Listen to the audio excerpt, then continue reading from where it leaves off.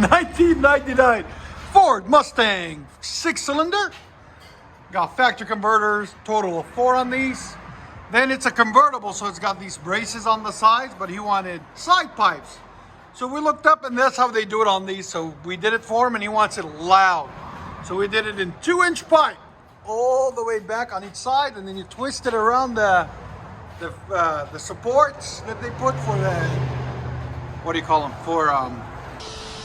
For the convertible. Sorry guys, right there and there. So it's 2-inch pipe, then you go back around, and we put some side pipes on it.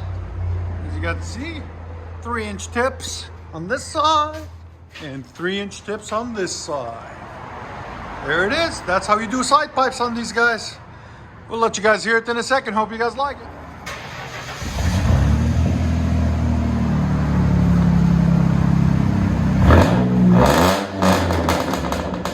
Back it up a little bit.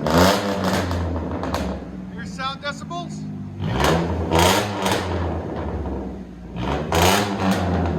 118. Go ahead and back it up. Side pipes.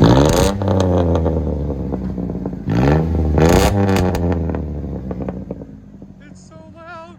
I love it. Again.